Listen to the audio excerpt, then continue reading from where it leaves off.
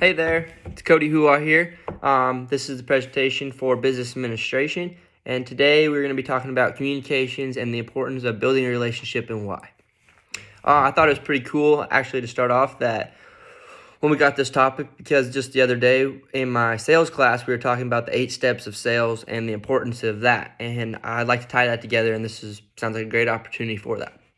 So just the other day in class, we were talking about the 8 steps of sales, and they are to prioritize a partner, to build a strategy, build a relationship, define their needs, establish the value that you have within your product or whatever you're trying to sell, then to ask questions after that, and then to finally close the sale, and then the follow-up.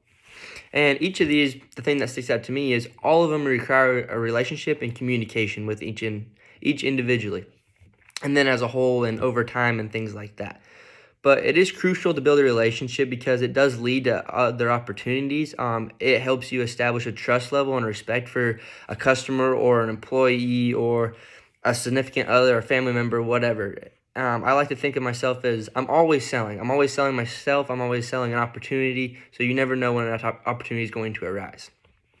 But just a little experience that I had the other day in that relationship is I'm on the Oklahoma State rodeo team here, and we have to take care of our horses, right? So we have to get them shod every 6 weeks. So one of my examples is that there's this guy. He's got this rig that is platinum, clean, brand new tools, brand new rig, brand new everything. Like, it looks the part, knows what he's doing, like it's a good deal. And then there's this older gentleman. He's got a kind of a rundown rig, older equipment, a little slower, easier going, but I ended up picking the older gentleman just because of the relationship I had built with him over time.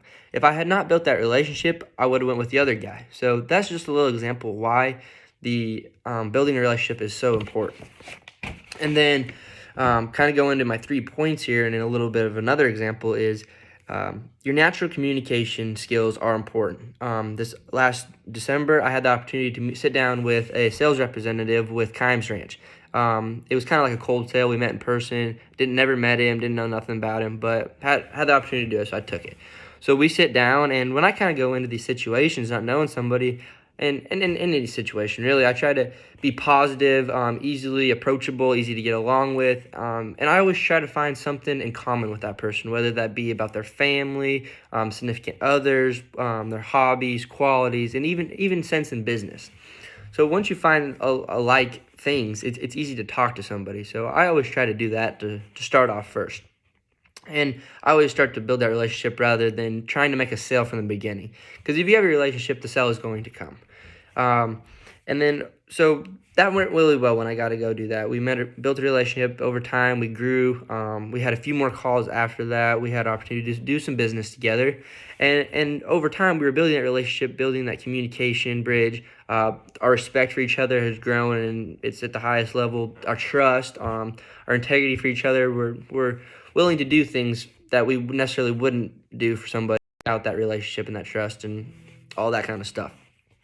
So over time, like I said, we grew the relationship. We had more calls, things like that. But then we got to sit down in person a few more times. One example being the NFR, the National Finals Rodeo, which is in December. It's the top of the line. It's the biggest event in rodeo all year. So we sat down there. We got to hang out in a suite. I got to meet some of his family, some of his other associates in business, some of his friends in business. So that network just grew from there, and because of that one relationship. And like I said, because of that relationship, none of this would have been possible. And none of this has been possible because of growing that relationship and being intrigued in him, being willing to do things for him, gaining that trust in our relationship.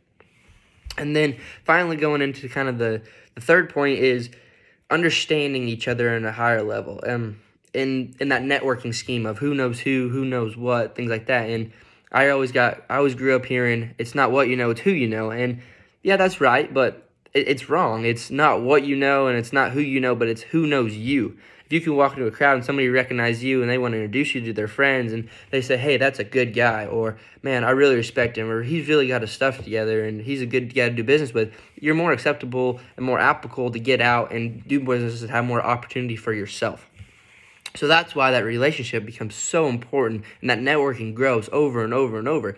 It happens every day for us, and if we approach it in the right scheme, opportunities should come around all the time. If you're in class, if you're on the strip, if you're at the restaurant, if you're taking out the trash, there's always an opportunity for a relationship and a networking ability. And to me, that is the biggest thing, is building that network, building those relationships where people know you, and that grows your business and your opportunities to succeed in the end.